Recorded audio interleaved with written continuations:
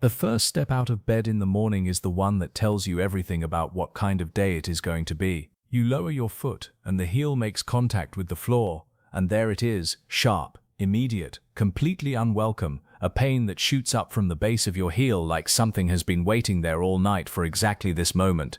You have learned not to gasp anymore. You have learned to absorb it, to let it move through you without expression, because gasping requires an explanation, and you are tired of explaining. You take the first few steps carefully, the shuffle steps, you call them privately, the old man steps, and you know from experience that by the time you reach the bathroom, the worst of it will have eased, and the day will be something you can move through, if not comfortably, then at least forward. And it does ease, it always eases, after those first terrible minutes, but easing is not the same as going away, and going away is what you want, and going away is what has not happened in a very long time. You look down at your feet sometimes, at these feet that have carried you through 72 years of a life, and you feel something that is difficult to articulate. Somewhere between gratitude and betrayal, these feet walked you to your wedding. They paced hospital corridors waiting for your children to arrive.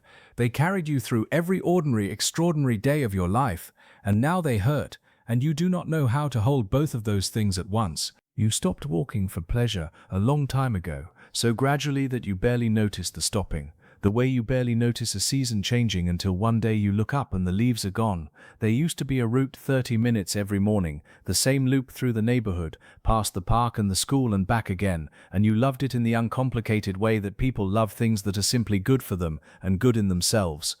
Now the route exists only as a memory of itself. You still think of it sometimes, still feel the shape of it in your body, but your feet have made that walk increasingly costly, and the cost has begun to exceed what you are willing to pay each morning.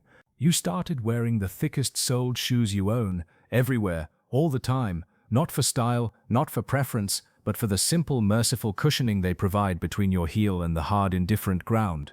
You started choosing hard floors over soft grass, short distances over long ones, sitting over standing whenever sitting was an option, and each choice felt completely reasonable in isolation, and together they amounted to a life lived increasingly close to the walls.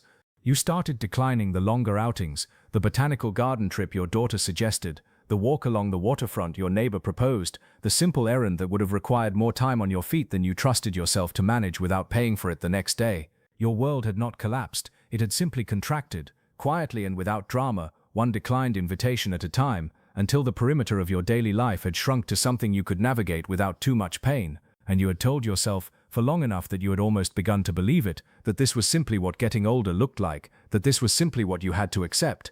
The moment that changed everything was not a dramatic one. It never is. You have found, with the moments that actually matter. It was a Sunday afternoon, and your grandson, 9 years old, at the age where he still wants to spend time with you, and you know enough to understand how briefly that window stays open, asked you to come outside. He wanted to show you something at the park, something he had found, something important, the way only things found by 9-year-olds can be important, and he had that particular look on his face that meant it genuinely mattered to him that you specifically were the one who came to see it. And you almost said no. The words were right there, the familiar gentle excuse already forming, because the park was 12 minutes on foot, and 12 minutes on foot meant 12 minutes back, and you knew what that would cost you.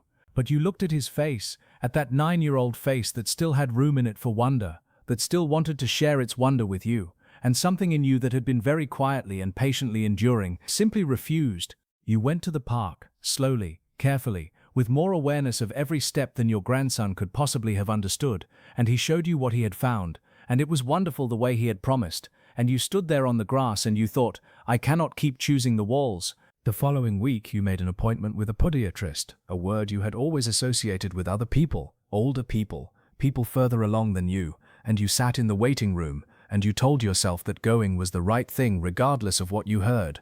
The podiatrist, a calm and thorough man who examined your feet with the focused attention of someone who genuinely found them interesting, told you that what you had was plantar fasciitis, and that it was one of the most common conditions he treated in people over 60, and that it was also one of the most unnecessarily suffered, he said, and he said it without judgment, with the simple directness of a man who had watched too many people spend too many years in pain that could have been addressed much sooner, because most people assume it is just age, and it is not just age. He explained that the plantar fascia, the thick band of tissue running along the bottom of the foot, tightens dramatically overnight, and that the searing first step pain of the morning was the sound of that tightened tissue being suddenly stretched cold, like pulling hard on a rubber band that has been sitting in a freezer. He told you that the solution was not rest. Rest made it worse, by allowing the fascia to tighten further, but specific, targeted stretching done before your feet ever touched the floor, combined with proper footwear and one simple evening routine that would change the tissue's behavior overnight. Before you got out of bed each morning, before your heel touched the floor, you would spend 2 minutes doing slow, gentle toe flexes and ankle circles, warming the fascia before asking it to bear your weight. Each evening, before bed, you would stand on a step and let your heels drop slowly below the edge, a calf stretch so simple it seemed almost too small to matter, but that worked on the tissue overnight in ways that changed every morning that followed. And he gave you one more thing, a simple frozen water bottle, rolled slowly under the arch of the foot for 5 minutes in the afternoon to reduce inflammation that had been quietly building for years without ever being addressed. Give it 4 weeks, he said. Do these 3 things every single day for 4 weeks, and then come back and tell me about your mornings. The first morning was not dramatically different, and you had been warned about that, so you were not discouraged, only watchful. But by the end of the first week, the first step, that brutal, unwelcome, scene-setting first step, was softer than it had been in years, and softer was enough to keep you going. By the end of the second week, you noticed that you were no longer planning your routes around your feet, that you were walking from room to room without the constant low-level negotiation between where you wanted to go and what it was going to cost you to get there. By the end of the third week, you put on your walking shoes, the real ones, the ones you had not worn in months, and you stood at the front door, and you opened it. You felt capable, not young, not without pain, not the man who used to cover 4 miles without thinking, but capable, and capable was everything. 4 weeks after the appointment, on a Saturday morning that smelled like cut grass and early summer, you walked the whole route, past the park, past the school, all the way around and back 30 minutes, the same loop, the same streets, the same trees you have walked past 1,000 times, and your feet carried you the whole way without once asking you to stop. You stopped at the park, not because you had to, but because you wanted to, and you sat on the bench for a few minutes and watched a group of children playing near the climbing frame, loud and completely absorbed in their own world, the way children are. You stood up from the bench in one motion, without bracing, without the internal negotiation, and you finished the walk home, and the morning was ordinary in the most extraordinary way. Your feet still have their history. The 72 years are in them, the mornings are in them, but they are carrying you forward now, and forward is exactly where you intend to go.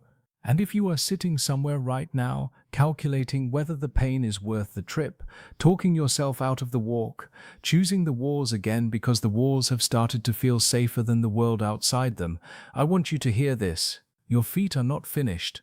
They are asking for something, and that something has a name, and the name is not age, and it is not the rest of your life. 4 weeks, 3 things, every single day, and the world outside your walls starts to get closer again. If this story felt like yours, hit subscribe. Every week there is a new one, and someone out there needs to hear it.